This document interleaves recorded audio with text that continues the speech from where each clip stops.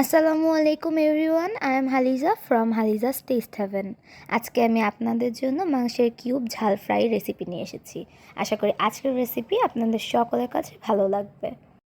তো আর কথা না বাড়িয়ে চলুন আজকের এই ইজি রেসিপিটি শুরু করা যাক। প্রথমে এখানে আমি মাংসের 2টি ব্রেস্ট পিস কিউব করে নিয়েছি, ভালো করে ধুয়ে নিয়ে এসেছি। এবার আমি দিয়ে দিচ্ছি পরিমাণ মতো লবণ, দিয়ে নিচ্ছি 1 চা চামচ মরিচের গুঁড়া, 1 চা চামচ ধনিয়ার গুঁড়া, এরপর দিয়ে দিচ্ছি 1 ফালি লেবু।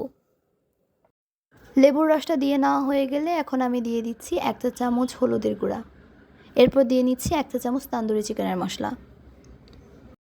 চিকেনটা খুব ভালো করে ম্যারিনেট করে নেওয়ার পরে এবার আমি চলে যাচ্ছি চুলাতে। একটা ফ্রাইং প্যানে পরিমাণ মতো সরিষার তেল দিয়ে দিচ্ছি। এবার তেলটা একটু গরম হয়ে গেলে আগে থেকে ম্যারিনেট করা চিকেনটা এবার আমি তেলের ভেতর দিয়ে দিচ্ছি। এবার চিকেনটাকে তেলে দিয়ে খুব সুন্দর করে মুচমুচা করে ভেজে নিতে হবে।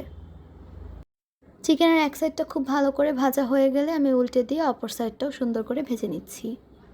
চিকেনটা ভাজতে ভাজতে অপর সাইডে একটা মশলা ব্লেন্ডার করে নিচ্ছি। এখানে 20-25টা শুকনো মরিচ নিয়ে নিয়েছি ঝাল আলা, সাথে রসুন এবং আদা নিয়ে নিয়েছি। এখানে 2 থেকে 3টা পেঁয়াজও নিয়ে নিয়েছি। এবার এগুলোকে আমি পেস্ট করে নিয়েছি। এবার দেখেন চিকেনটাও এর মধ্যে অনেক সুন্দর করে ভাজা হয়ে গেছে, একটা গোল্ডেন ব্রাউনিশ কালার চলে আসছে। এবার চিকেনগুলো একটু সাইডে তুলে রেখে আমি এই তেলের ভেতরেই আগে থেকে পেস্ট করে রাখা সেই মশলাটা দিয়ে দিচ্ছি। পুরোটা খুব ভালো করে দিয়ে এবার এটাকে একটু ভালো করে তেলের ভেতর ভেজে নিতে হবে। একটু ভালো করে ভেজে নেওয়ার পরে আমি চিকেনের সাথে সব কিছু অ্যাড করে দিচ্ছি। সব কিছু এবার অ্যাড করে কিছুক্ষণের জন্য খুব ভালো করে রান্না করে নিতে হবে। এটা রান্না করার জন্য তেমন কোনো পানি ইউজ করার আর কোনো দরকার নেই। এখন জাস্ট এটাকে একদম ভুনা করে নিতে হবে। মশলাগুলো একেবারে ভাজা ভাজা করে নিতে হবে যাতে তেলটা উপরে ভেসে ওঠে। ঠিক ওভাবে আমরা সুন্দর করে এবার মাংসটাকে কষিয়ে ভুনা করে নিব। একদম লাস্ট পর্যায়ে এসে আমি এখানে কিছু আস্ত রসুন কোয়া দিয়ে দিচ্ছি এবং কিছু কুচি করা পেঁয়াজও অ্যাড করছি। দিয়ে এবার আরও ভালো করে কিছুক্ষণের জন্য এটাকে রান্না করে নিব। তো খুব সুন্দর করে একদম ভাজা ভাজা হয়ে গেছে চিকেনটা, দেখতেই পাচ্ছেন। একদম লাস্ট পর্যায়ে এসে আমি কিছু ধনিয়া পাতা কুচি দিয়ে দিচ্ছি। একদম ঝামেলাবিহীন একটা রান্না, জাস্ট কষাতে কষাতে মাংসটার গ্রেভিটা একদম শুকিয়ে শুকিয়ে একদম ভাজা ভাজা করে নিতে হবে, তাহলে একদম ফাইনাল লুক চলে আসবে। তো আমি ধনিয়া পাতা দিয়ে আর 1 মিনিটের মতো এটাকে একটু রান্না করে নিয়ে দেন চুলা থেকে উঠিয়ে ফেলেছি। যারা অনেক ঝাল লাভার তাদের জন্য এটা হবে একটা পারফেক্ট খাবার।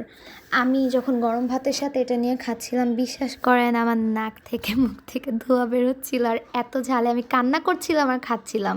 মানে এটা ভাতের সাথে একটা বেস্ট কম্বিনেশন হবে যারা অনেক ঝাল পছন্দ করেন। এটা অনেক ঝাল এবং তেমনই মজা। দেখতে যতটা লোভনীয় লাগছে, খেতেও তার থেকেও বেশি মজা ছিল। আশা করি আজকের রেসিপিটি আপনাদের সকলের কাছে ভালো লেগেছে। ভালো লাগলে আমার চ্যানেলটি লাইক, ফলো, সাবস্ক্রাইব করে আমার সাথেই থাকবেন।